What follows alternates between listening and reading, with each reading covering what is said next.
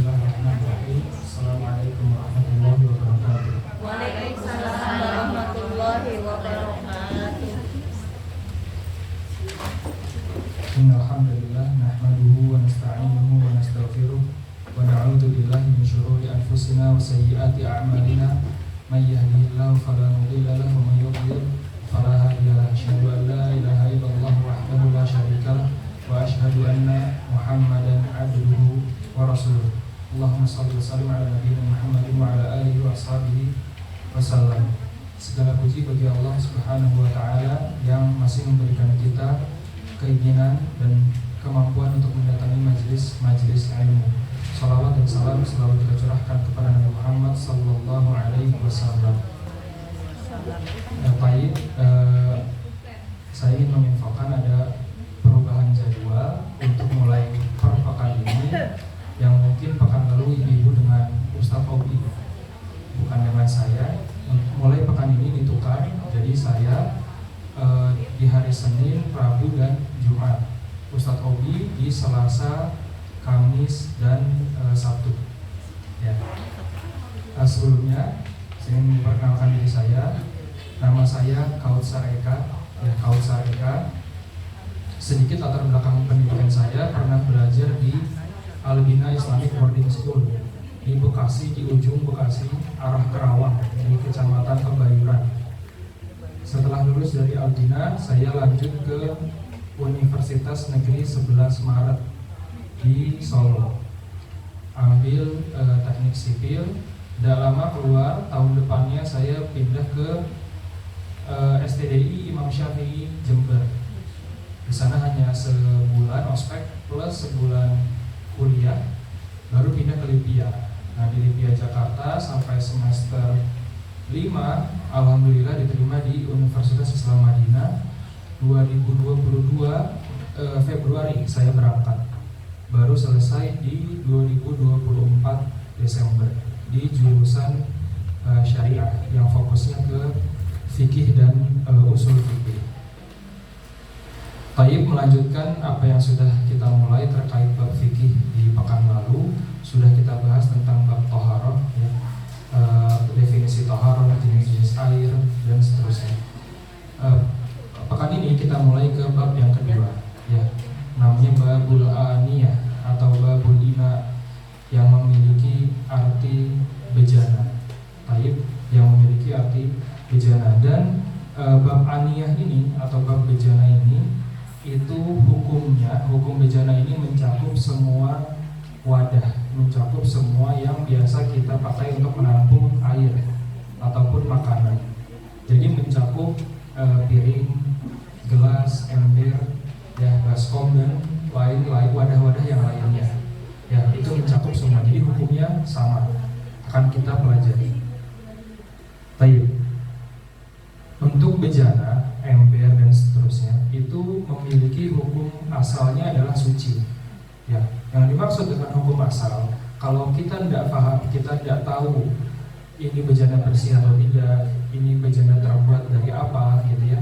Selama kita tidak tahu, maka kembali ke hukum asal. Hukum asalnya adalah suci, bersih, gitu ya. Allah Subhanahu wa taala mengatakan, "Huwallazi khalaqalakum ma fil ardi jami'a."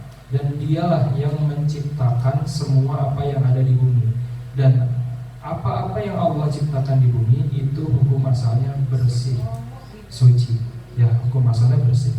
Bahkan para ulama membahas bejana-bejana yang mahal harganya, yang terlampau mahal. Ya, yang terlampau mahal. Misal ibu beli gelas harga 5 juta, 10 juta. Maka harga yang mahal itu tidak membuat dia menjadi haram dipakai. Ya, bejana-bejana, gelas-gelas, piring-piring yang mahal sekalipun tetap suci, boleh dipakai.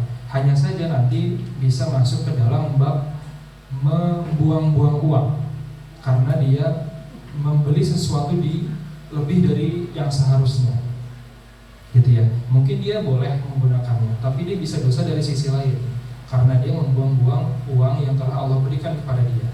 Harusnya dia membeli secukupnya, atau mungkin lebih mahal sedikit tidak apa-apa. Tapi kalau lebih jauh mahal sekali, itu dia bisa masuk ke dalam bab israf, yaitu membuang-buang harta.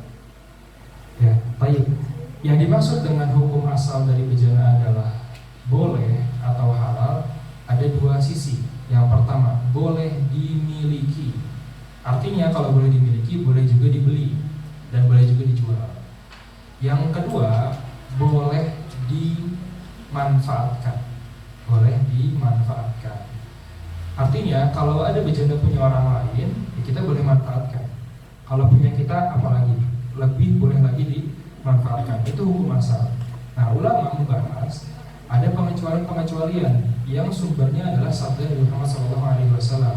Beliau mengatakan, la tashrabu fi aniyatil dhahabi wal fiddah wa la ta'kulu fi sihafiha fa innaha lahum fid dunya wa lakum fil akhirah.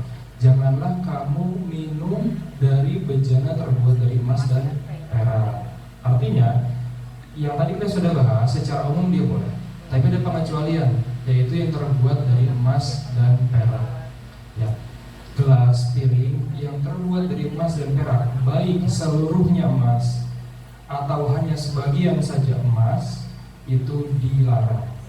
Haram hukumnya untuk kita pakai. Nah, larangannya berlaku juga di dua sisi. Haram dimiliki dan haram juga dipakai. Kalaupun kita tidak punya, tapi kita pakai punya tetangga, haram juga hukumnya. Nah, apakah air yang dituang di gelas terbuat dari emas menjadi tidak suci?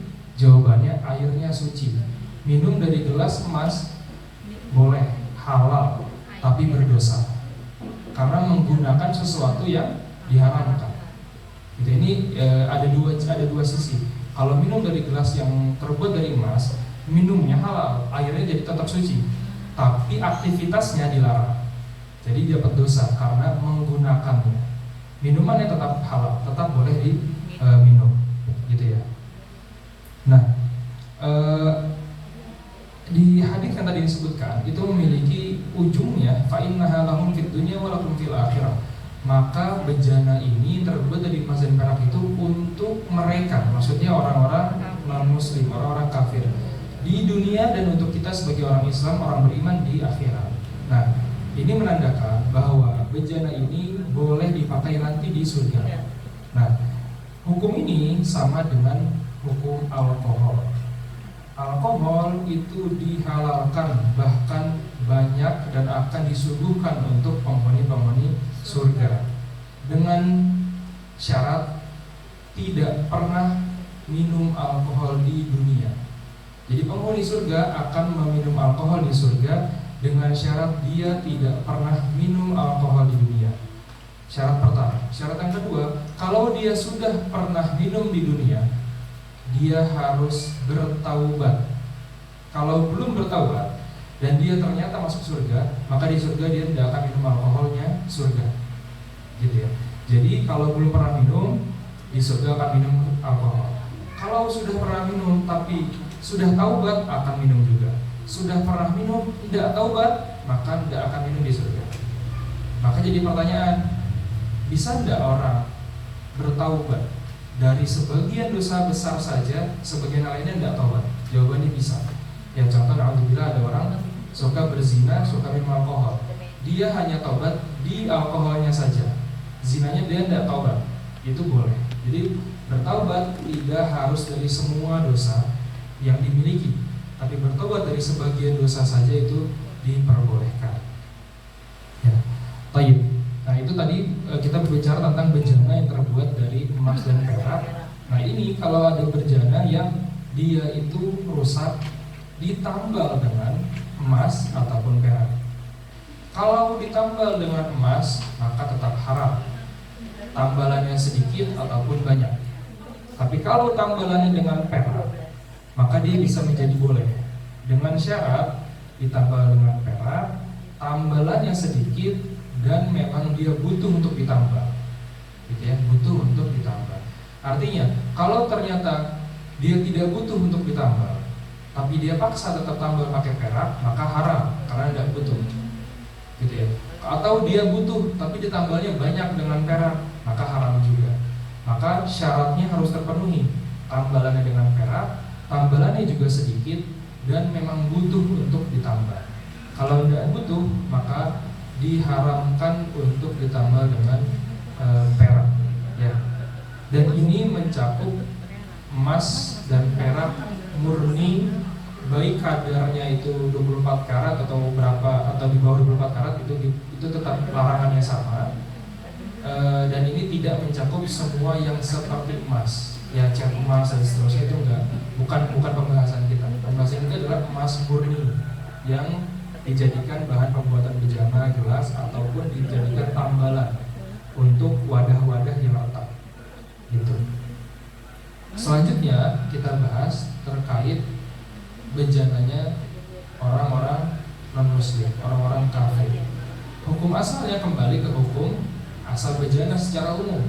Dia suci, dia bisa dipakai. Selama kita tidak tahu, selama kita memang tidak memastikan atau selama kita tidak tahu bahwa bejana ini ada najis atau tidak. Ya. Kalau kita mengenal orang itu memang suka makan makanan yang diharamkan, atau dia di rumahnya ada anjing dan ada kemungkinan dijilat, maka kita mesti wajib untuk memastikan. Kita tanya dulu kepada pemiliknya ini seperti apa gitu. Cuman kalau kita sudah melihat tetangga ini nggak ada pelihara anjing, makanannya ya sama-sama saja dengan kita, nggak suka makan makanan yang diharamkan, maka kita nggak perlu nanya gitu ya, selama kita tidak tahu gitu. Maka hukum asal dari bejana, wadah, piringnya orang non muslim itu suci, halal, selama kita tidak tahu kondisinya. Kalau kita tahu kondisinya, maka wajib dibersihkan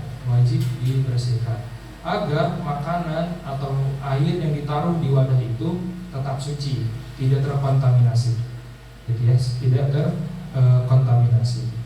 Selanjutnya, kalau di catatan ini poin ke-6 itu sholat dengan baju wanita menyusui, karena ada kemungkinan dia kena pipis anak ya, dia kena pipis anak. Maka hukum asalnya sama. Kalau kita nggak tahu kondisi bajunya, hukum asalnya tetap suci, gitu. Jadi semua kaidah yang ada, kalau kita nggak tahu, ya kita nggak apa-apa, kita anggap suci. Hukum asalnya suci. Tapi kalau kita tahu, baru menjadi pertanyaan, ya kita harus memastikan.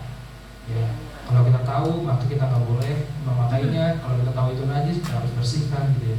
Kalau kita selama kita nggak tahu, maka boleh untuk dipakai, boleh untuk dimanfaatkan, Sedikit saya bahas tentang bayi ya, karena kita berbicara sholat dengan baju wanita menyusui. Bayi yang belum empasi, masih sumber makanannya hanya susu, baik ASI ataupun sulfur, ya intinya belum empasi. Maka bayi laki-laki belum empasi, hanya pipisnya ya, pipisnya itu najis. Tapi cara membersihkannya hanya dengan dipercikan air, tanpa perlu disiram. Ya. Nah, selain bayi laki-laki belum empasi, ya bayi perempuan atau bayi yang sudah empasi, maka dia normal najisnya seperti najis pada umumnya orang-orang dewasa, harus disiram. Ya. Nabi SAW itu mengecualikan bayi laki-laki masih belum empasi. Ya, cara bersihkannya hanya dipercikan, percikan saja. Baik. Poin nomor 7-nya kita membahas tentang definisi bangkai. Nah, secara umum saya ingin bahas keluar dari poin 7, 8, dan 9 gitu ya. Saya akan membahas sedikit lebih rinci terkait bangkai. Nanti baru kita masuk ke poin nomor 10, karena itu terkait penerapan kaidah-kaidah yang sudah kita pelajari. Baik, bangkai, sesuatu yang bisa menjadi bangkai, hewan yang bisa menjadi bangkai adalah kondisi di mana hewan itu disembelih, hewan itu mati dengan tidak disembelih, atau disembelih tapi sembelihannya tidak syar'i. Ya, sembelihannya tidak syar'i. Sembelihan yang syar'i adalah terpenuhi 2 syarat. Adanya membaca bismillah atau membaca basmalah. Yang kedua adalah terpotongnya tenggorokan, yaitu urat pernafasan dan urat makan, itu terpotong sempurna. Maka 2 syarat ini terpenuhi, dia nggak jadi bangkai, dia jadi makanan yang halal. Kalau tidak terpenuhi, walaupun hewannya halal dimakan aslinya, kambing, sapi, ayam, tapi karena cara nyembelihnya nggak sempurna, nggak sesuai syar'i, maka dia menjadi bangkai dan haram dimakan. Nah, hewan itu bisa bisa menjadi bangkai itu dengan dua kemungkinan. Yang pertama dengan ulah manusia, dalam artian manusia itu menyembelihnya dengan cara yang salah tadi, atau dia tidak sembelih, bahkan dia lempar batu sampai hewan itu mati, itu maka dia menjadi bangkai. Atau yang kedua bukan karena ulah manusia. Contoh hewan itu tenggelam, ya kambing tenggelam, maka dia menjadi bangkai otomatis karena dia tidak bersembelih dengan cara yang syar'i. Baik, bangkai sebagaimana kita tahu Allah Subhanahu wa taala mengatakan hurrimat alaikumul maitah, telah diharamkan untuk kalian bangkai. Maka daging bangkai sepakat haram. Ini sepakat, udah nggak bisa diganggu-gugat. Ya, daging bangkai haram, selesai. Tapi ternyata ada daging bangkai yang jadi pengecualian. Dia bangkai tapi bangkai suci. Yaitu 3, ikan, belalang, semua hewan yang tidak punya darah mengalir, dan semua hewan yang darahnya tidak mengalir. Ya, jadi 3 ya, ikan, belalang, dan semua hewan yang darahnya tidak mengalir. Dia bangkai. Dia ternyata ikan keluar dari akuarium mati, maka dia bangkai. Tapi bangkainya suci. Bangkainya suci, halal dimakan. Para sahabat pernah berada di sebuah perahu. Ketika itu persediaan air mereka sedikit, hanya tersisa untuk minum saja. Lalu mereka bertanya kepada Nabi, bagaimana kami berwudu? Afanatawadda bihadza, apakah kami berwudu dengan air minuman ini? Nabi Muhammad SAW menjawab, huwa tahuru ma'uhu al-hillu maitatuhu. Karena itu sedang di perahu, maka di laut Nabi Muhammad SAW mengatakan air laut itu tahur, air laut itu suci dan mensucikan. Al-hillu maitatuh, halal bangkainya. Jadi semua hewan yang hidup di air, maka dia halal bangkainya, halal bangkainya. Dengan syarat hanya bisa hidup di air. Jadi hidup di 2 alam enggak halal. Hidup di 2 alam enggak termasuk dalam hadis ini. Hadis ini hanya membahas yang hidup di air saja. Ya, hidup di air saja. Maka buaya dan hewan-hewan lain yang hidupnya di 2 alam, dia tidak suci dan tidak halal dimakan.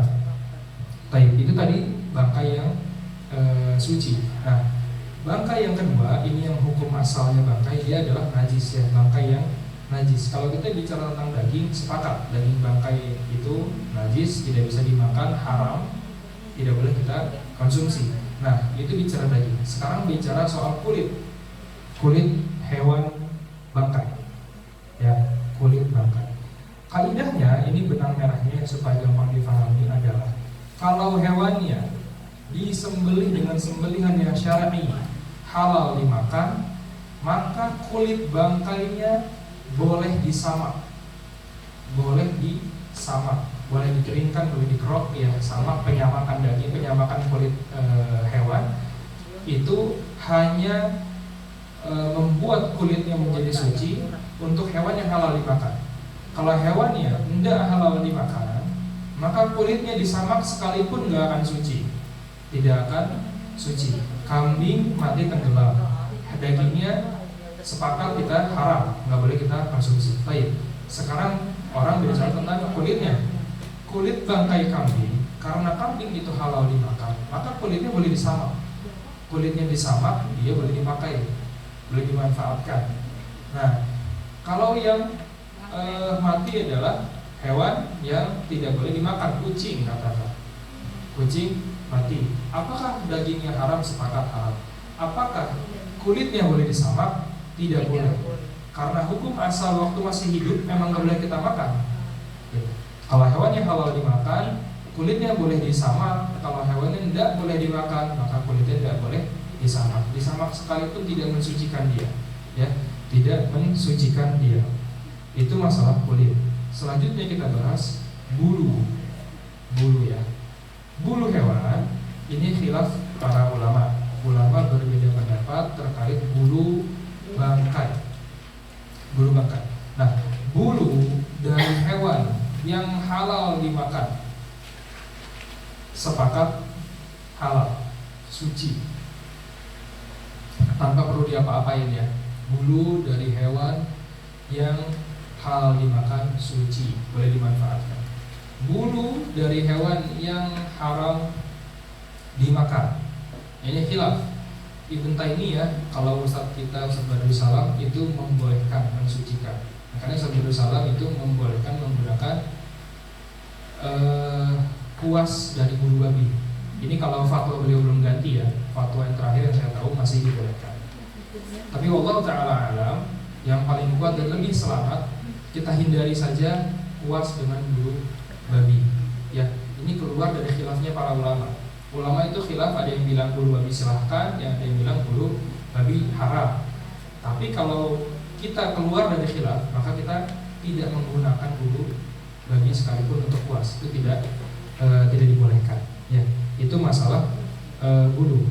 Yang terakhir, masalah bagian tubuh hewan yang terpotong saat hewan itu masih hidup. Ya, kambing terpotong kakinya satu saat masih hidup. Gitu ya, sapi terpotong kakinya satu saat masih hidup, ekornya terpotong saat masih hidup, gitu ya, telinganya terpotong saat masih hidup. Apa hukumnya? Hukumnya adalah melihat kalau dia menjadi bangkai itu dagingnya haram atau halal, gitu ya. Kalau sapi jadi bangkai, dagingnya haram. Berarti apa yang terpotong dari sapi saat sapi masih hidup haram. Ikan jadi bangkai, dagingnya halal. Apa yang terpotong dari ikan saat ikan itu masih hidup, maka dia halal. Jadi apa yang terpotong dari hewan, ngelihat saat dia jadi bangkai itu hukumnya apa? Itu kaidahnya. Kalau jadi bangkai dia halal, maka dia halal yang terpotong tadi. Kalau jadi bangkai dia haram, maka yang terpotong tadi tetap haram. Tidak boleh dikonsumsi. Ya, tidak boleh dikonsumsi. Baik, itu singkatnya ya, singkatnya masalah bangkai. Sekarang kita ke poin 10 yang membahas tentang studi kasusnya. Maka di bab fikih ini ya, di pelajaran fikih penting untuk kita memahami, mengerti ilmunya dan peka terhadap apa yang ada di sekitar kita, supaya kita nggak hanya tahu tapi bisa menerapkan. Jangan sampai kita paham A sampai Z-nya sholat, sunnah-sunnahnya, syarat-syarat, rukun-rukunnya, pas sholat tetap lupa, tetap nggak tahu ini itu nggak boleh, tetap nggak tahu kalau ini ternyata malah diwajibkan, gitu kan ya.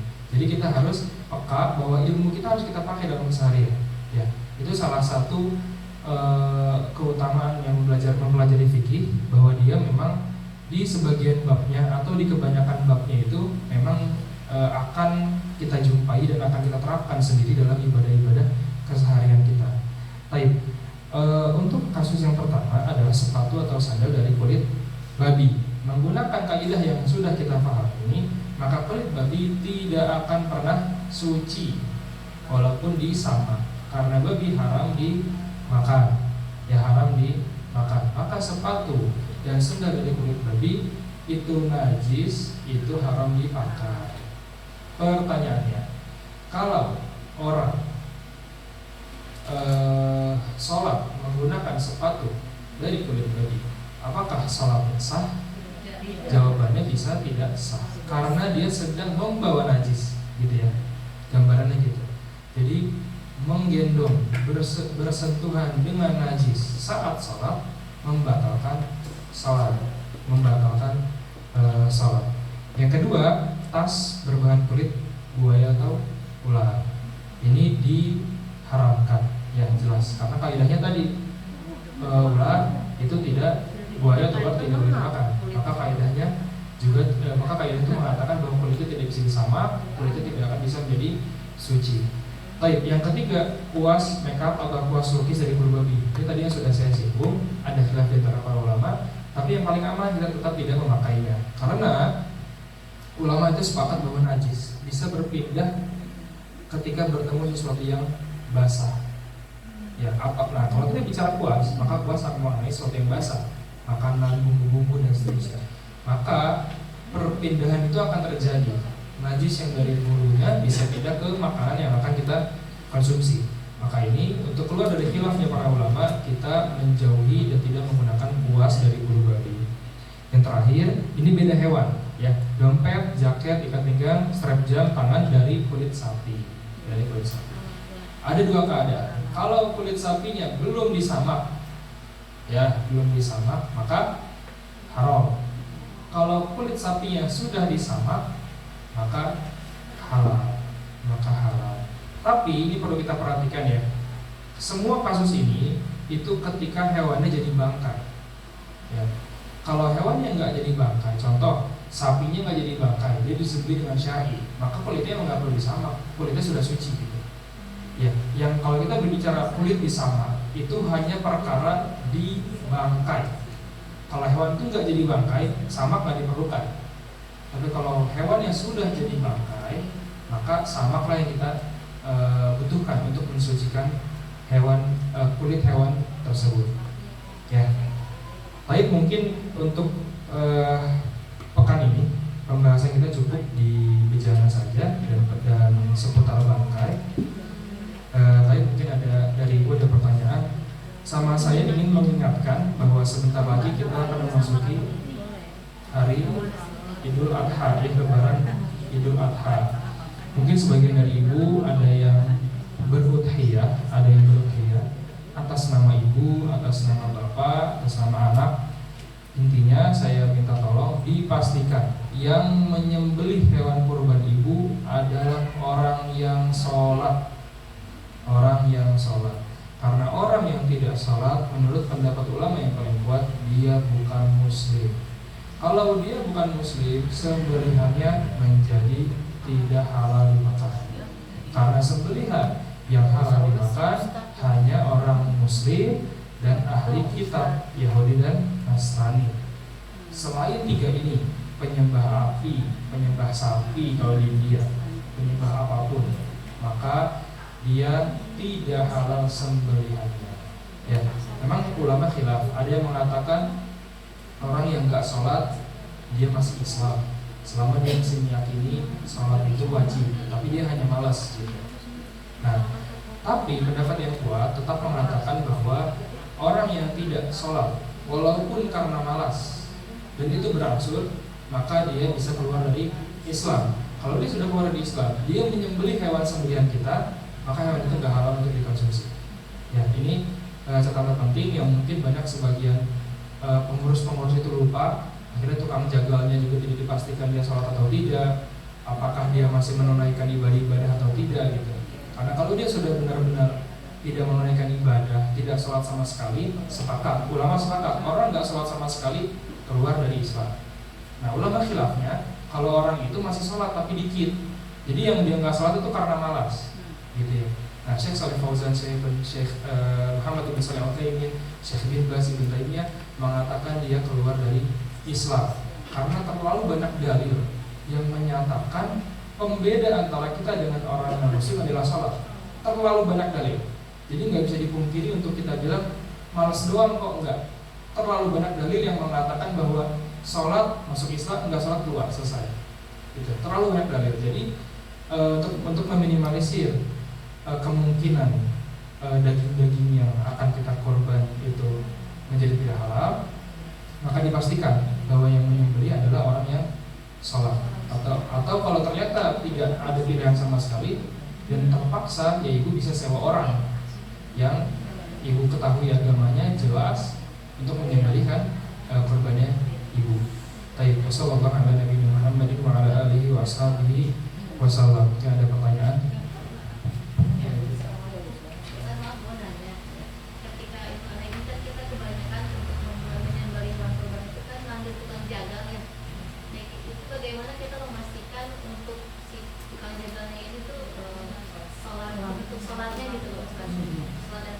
Iya. Baik. Untuk memastikan caranya memang hanya satu, yaitu bertanya. Caranya hanya bertanya. Masalah dia bohong atau tidak, atau kalau ternyata dia berpikir, oh kalau saya jawabnya jujur, saya nggak sholat, misalnya dia nggak sholat ya, maka saya nggak jadi motongin nih, gitu. Bohong atau enggak itu bukan urusan kita. Yang kita tahu jawaban dari dia apa. Karena kita sebagai hamba hanya diperintahkan untuk melihat zahir-zahirnya, yang di luarnya. Gitu ya. Masalah di batinnya itu bukan urusan kita. Tapi kita sudah usaha memastikan agar hewan yang kita kurban itu suci, halal untuk dikonsumsi dengan cara bertanya. Ya, mungkin itu buka. Atau Kalau ternyata ibu bisa, ada orang lain yang kenal dia, ibu tanya, silahkan, itu diperbolehkan. Sekaligus satu lagi untuk ini ya, di poin ke-10 yang kedua, kayak untuk apa tuh, plus make up yang atau plus sufficient dari ibu babi, gimana cara kita mengetahuinya? Oke, yang Cina soalnya. iya ya, Allah Ta'ala alam, yang saya tahu ada beberapa brand yang memang sudah kita bisa tahu infonya, dia bahannya apa, itu yang saya tahu. Tapi kalau balik lagi, kalau kita nggak tahu kembali ke hukum asal, gitu. Itulah gunanya kita paham hukum asal. Hukum asal sesuatu itu bisa digunakan ketika kita memang tidak punya clue, tidak punya info-info terkait sesuatu itu gitu. Kalau dalam hal ini wadah, kuas gitu ya, kita nggak punya info nih, oh kuas ini terbuat dari apa, ya sudah, kita nggak juga diperintahkan untuk segitunya mencari tahu. Kalau kita memang tidak tahu ya sini, kembali ke hukum asal, dia suci dan boleh dipergunakan. Allah Ta'ala alam. Mungkin ada pertanyaan lagi? Ya. Mengenai hewan kepiting, Iya. kita juga sebagai makan itu Boleh itu kan hidup dua alam. Oh iya. dua alam. Iya. Baik, Allah Ta'ala alam, yang saya tahu kalau kepiting ada ulama memang khilaf ya, karena dua alam juga ya, khilaf. Cuman rajihnya Allah Ta'ala alam itu yang pendapat yang paling kuat masih dihalalkan. Saya pernah mendengar memang ada beberapa tipe kepiting, ada pengecualian ya, itu ada pengecualian. Tapi saya agak ragu lah, mungkin insya Allah pekan depan saya kasih lagi jawaban yang lebih yakin gitu ya. Tapi Allah Ta'ala alam, yang lebih rajih, yang lebih kuat pendapatnya tetap halal hukumnya, halal untuk dimakan. Allah Ta'ala alam. Bismillahnya. Mungkin ada pertanyaan lagi? Tat, Iya, Ibu. ini kalau makan ke restoran itu kan judulnya kan makanannya halal. Ternyata kan itu pakai minyak B2 itu gimana tuh Tat? Kan kita nggak tahu tadi. Iya. Kalau kan tadi berarti Ibu bilangnya kan ternyata ya. Ternyata. Dalam artian mungkin Ibu sudah makan, ternyata nggak tahu. Tadi kalau nggak tahu hukum asal tadi. Tapi kalau Ibu sudah tahu dari berita, dari info orang, maka Ibu dianggap sudah tahu dan haram untuk memakan itu. Tapi kalau posisi Ibu masuk, makan, udah kenyang, pas pulang di info, berarti kan udah terlanjur. Iya. Ya, berarti Ibu, ya, berarti Ibu kan, ya, Ibu makan dalam keadaan tidak tahu, gitu kan ya. Sebagaimana orang makan ke luar negeri, nggak tahu yang dimakan daging B2, nah itu dihalalkan, gitu. Nah, saya ada kasus menarik dari para ulama. Para ulama itu menyebutkan begini: kalau ibu ke suatu negara, yang mayoritasnya itu bukan penduduknya Muslim, bukan juga penduduknya ahli kitab. Contoh Jepang sebagian besarnya atau lebih dari setengah lah, memang dia malah tidak menyembah Tuhan, tidak meyakini Tuhan, baik ateis. Nah, ketika kondisi seperti itu, ibu dihadapkan pada daging di depan ibu di Jepang, katakan dia di Jepang, dihadapkan pada sebuah makanan daging sapi, jelas sapinya halal. Pertanyakan yang motong siapa? Nah, akhirnya ibu harus mengambil kemungkinan terbesar yang motong orang Jepang bisa saja bukan Muslim, gitu. Kalau bukan Muslim ahli kitab, tapi ternyata penduduknya bukan ahli kitab, maka kita ambil kemungkinan terbesar dagingnya haram, karena kemungkinan terbesar yang menyembelih itu bukan ahli kitab, bukan Muslim.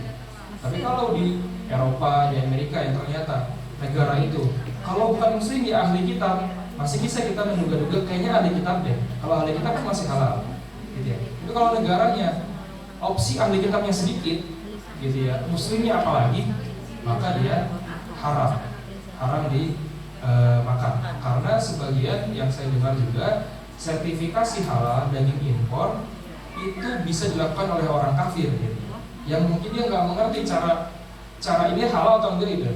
Jadi ya sertifikasinya bisa dilakukan oleh orang yang bukan Muslim, bahkan terjadinya seperti itu, gitu ya. Apalagi daging-daging yang nggak ada sertifikasi halal, gitu ya. Wallah ta'ala. Mungkin ada pertanyaan lagi? Iya. Mewakili sebelah ini katanya sih di luar terima ya. Gimana hukumnya kalau kita tuh dikasih makanan sama orang yang kerjanya misalkan kayak di pegadaian atau di perbankan gitu. Bagaimana katanya hukumnya kita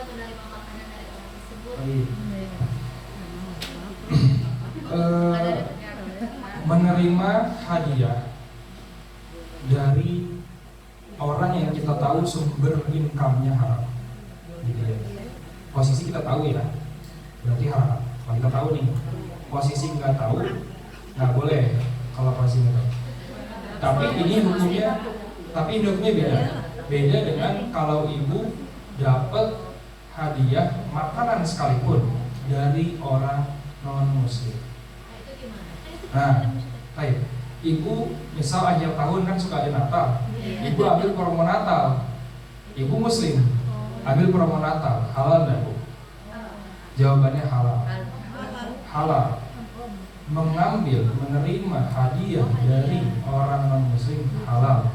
Ali bin Abi Thalib pernah menerima hadiah dari orang kafir. Nabi Muhammad SAW wafat dalam keadaan berhutang kepada orang Yahudi. Bahkan Nabi Muhammad SAW itu wafat punya hutang sama orang Yahudi. Menjadi pertanyaan, kenapa nggak hutang sama sahabat? Gitu. Tidak ada jawaban dari Nabi. Tapi para ulama itu berkesimpulan salah satunya kenapa Nabi nggak hutang sama para sahabat. Karena kalau hutang sama sahabat nggak mungkin jadi hutang. Sahabat pasti ngasih semuanya.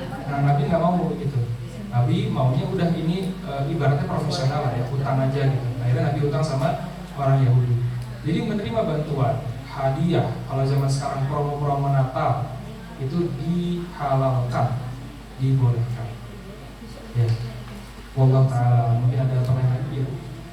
Saya mau bertanya kan kalau di pasar itu kan nggak cuma muslim doang ya yang jualan. Misalnya ada yang jualan ikan tapi orang muslim. Apakah ikan yang kita beli itu kan dia maksudnya mematikan ayam? Apakah menjadi haram atau bagaimana? Kalau hewannya ikan halal.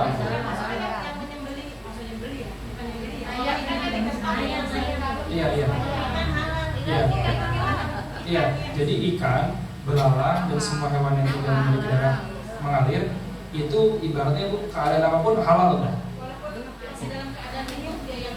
Iya, pokoknya dia mati caranya kayak apa juga, caranya kayak apapun, siapa yang nyembelih ikan itu silakan. Tapi kalau kalau ayam, sapi, kambing, gitu ya, itu kembali ibu tahu nggak dia itu muslim atau bukan. Kalau ibu tahu dia bukan muslim, tapi ibu masih nggak tahu agamanya apa, tapi bukan muslim ya. Nah, ibu paling tidak bisa nggak memastikan dia ini masih ahli kitab atau enggak. Kalau ibu masih bisa memastikan dia masih di antara Nasrani dan Yahudi, maka dia halal. Tapi kalau ibu sudah bisa memastikan kayaknya dia Buddha, kayaknya dia Hindu, udah haram tuh selesai. Gitu ya bu. Jadi kalau ibu bisa memastikan maka harus dipastikan. Kalau ibu tidak bisa memastikan, ya sudah dianggap hukum asal dia halal. Gitu. Jadi syariat tidak membebani ibu untuk setiap beli tanya agamanya apa. Ya enggak. Syariat tidak segitunya, gitu ya. Syariat masih legowo ya, alhamdulillah, alhamdulillah itu legowo, sangat mudah untuk kita bisa terapkan. Ya Allah Taala a'lam. Seandainya kita punya ruko, tapi ruko itu dikontrakin buat penggadaian ataupun buat ya yang gitu-gitu deh. Apakah kita halal untuk menerima duitnya apa enggak? Baik. Kita kan Kalau tahu. ya di dalam bab muamalah itu kita ini kalau bahasa kitabnya ya diharamkan untuk menjual kalau ini karena kejadiannya di zaman dulu menjual alat-alat perang kepada orang non muslim yang akan memerangi orang muslim. Jadi membantu orang untuk berbuat sesuatu yang haram itu diharamkan. Wa ta'awanu 'alal birri wat taqwa wa la ta'awanu 'alal itsmi wal 'udwan. Ya kan? Jangan. Kita tidak boleh saling membantu dalam dosa dan permusuhan. Maka menyewakan ruko kepada dia itu termasuk membantu dan kalau kita tidak tahu maka nggak apa-apa. Tapi di tengah jalan kita tahu dipakai untuk yang haram, kita harus selesaikan akadnya, diberhentikan kontraknya. Itu dia. Tapi kalau dari awal sudah tahu maka langsung ditolak. Maka penting kalau kita menyewakan ruko untuk menanyakan untuk apa nih, bisnisnya untuk apa gitu. Selama itu halal dibolehkan, selama memang haram jangan disewakan kepada dia. Allah Ta'ala tadi itu ya.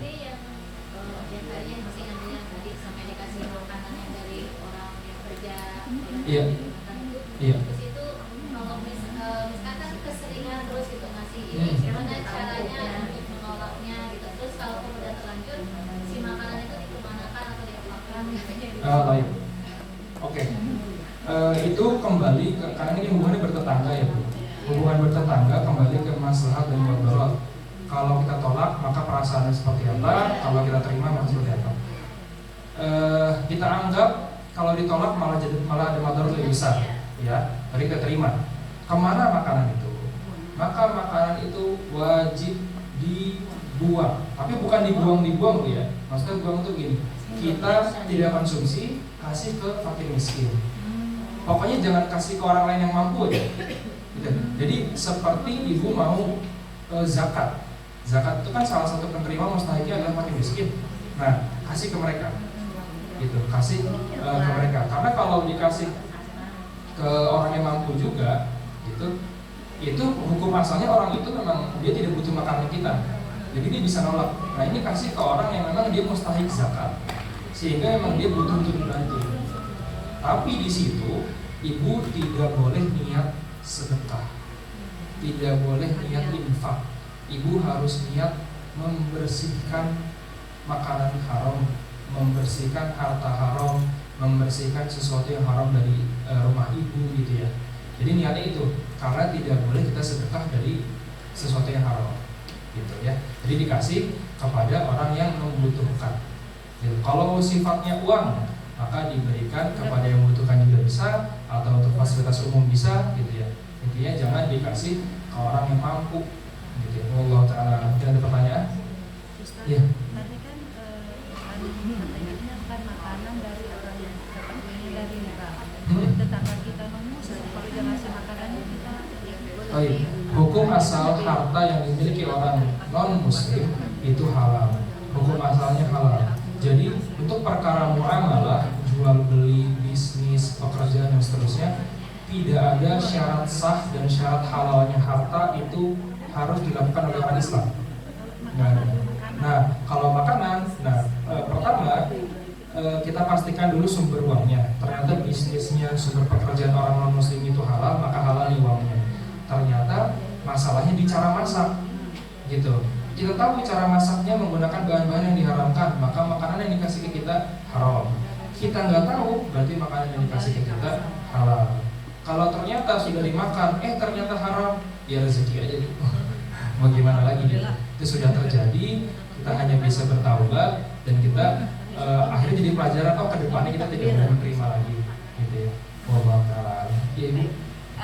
Qadarullah, keluarga saya dan suami itu rata-rata keluarga nonis ya. Iya. Dan suami itu keluarganya dari Toraja, yang mungkin Ustaz tahu Toraja itu makanannya seperti apa. Dan itu yang membuat kami terkadang ketika datang mau makan itu rada gimana ya Ustaz ya, rada ngeri-ngeri sedap gitu. Jadi pada akhirnya kami jarang untuk datang. Dan sebenarnya kami ingin dengan datang itu ada dakwah ya, bahwa inilah muslimnya sebenarnya gitu. Jadi supaya menarik beliau bahwa karena memang jujur keluarga kami adalah antipati terhadap Islam. Jadi ketika kita berharap dengan adanya kami datang berkunjung dengan memperlihatkan adab yang baik itu mereka tertarik. Tapi permasalahan yang timbul adalah ketika kita harus makan, wadah-wadahnya itu ya mungkin Ustaz paham bahwa orang Toraja hobinya makan apa di situ. Nah, kami ngeri-ngeri sedapnya di situ. Ketika dihidangkan kami tidak makan, nanti kan menimbulkan sesuatu hal yang ya gimana ya, karena semuanya secara keseluruhan kan kita masak dengan hujan yang sama. Itu gimana kira-kira Ustaz? Iya. Nabi Muhammad SAW mengatakan la ta'ata li makhluqin fi ma'siyatil khaliq. Tidak ada ketaatan, tidak boleh nurut sama ciptaan untuk bermaksiat kepada yang menciptakan, kepada Allah Subhanahu wa taala. Baik. Kalau keadaannya seperti ini, maka di dalam Islam ada sebagian kondisi yang memang kita perlu toleransi gitu. Tapi tetap ujungnya kalau sampai sudah masuk ke ranah maksiat, maka dia sudah tidak boleh lagi. Gitu ya. Nah, jadi kalau yang bisa saya sarankan adalah ibu toleransi di bab-bab yang memang boleh untuk ditoleransikan. Pokoknya patokannya gini, Kalau ibu melakukan itu belum maksiat, nggak apa-apa toleransi dulu. Karena ini kan bicara keluarga ya bu. Tapi kalau sudah sampai maksiat, dalam hal ini makanan, berarti makan yang diharamkan itu sudah dosa tuh. Maka sudah tidak boleh lagi toleransi di sana. Berarti, Tempatnya Ustaz. oh iya, baik. Berarti pokoknya kalau misalnya ternyata diharamkan, ibu jangan toleransi, ibu tetap pegang teguh pendidikannya, agamanya dalam artian, oke, saya tidak boleh menggunakan itu, saya tidak bisa memakannya, saya tidak bisa menggunakan wadahnya. Nah, masalah nanti ternyata marah dan seterusnya, itu jatuhnya ibu tinggal perjuangkan kedua-duanya ibu, gitu. Karena ini ibu terbentur antara keluarga dengan syariat, gitu kan. Yang dimana jelas syariat harus kita menangkan, dengan syariat harus kita menangkan. Jadi dalam hal ini ibu harus pertama adab diperhatikan agar tidak tersinggung. Yang kedua menjelaskan, gitu, menjelaskan kenapa saya begini, karena begini, karena Allah seperti ini memerintahkannya, melarangnya seperti ini. Yang ketiga, setelah ibu menjelaskan, kalau menerima alhamdulillah, kalau tidak ya ibu lewat doa berarti sekarang perjuangannya, gitu ya bu ya. Jadi kita jangan sampai yang sekarang banyak orang nggak tidak pada posisinya adalah orang tuh sampai bisa mengatakan terserah dia mau beragama apa, toh semua agama benar. Nah itu sudah salah, sangat fatal. Itu akidahnya sudah sangat rusak. Bahkan minimal kalau kita ketemu orang non muslim, bertetangga, keluarga, paling tidak di hati kita ada perasaan dia salah, tidak menyembah Allah, selesai. Tapi apa kita harus nasehatin, kalau bisa ya silahkan, kalau enggak mending jangan. Kalau kita negur dengan anggota badan malah nanti jadi masalah ya jangan. Tapi minimal kata Muhammad SAW, badai dikatakan iman. Kalau ada maksiat, minimal hati kita nggak setuju. Nah, itu tanda kita masih punya iman. Jangan sampai ada orang non muslim depan kita bisa bilang, oh ya nggak apa, terserah dia gitu. Tapi hatinya benar-benar nggak apa-apa gitu. Nah itu nggak boleh. Minimal hati kita tuh dia salah nih. Dan kita harus nolak kita bahwa dia tidak menyembah Allah Subhanahu wa Ta'ala. Allah Ta'ala, tidak ada pertanyaan lagi. Cukup ya.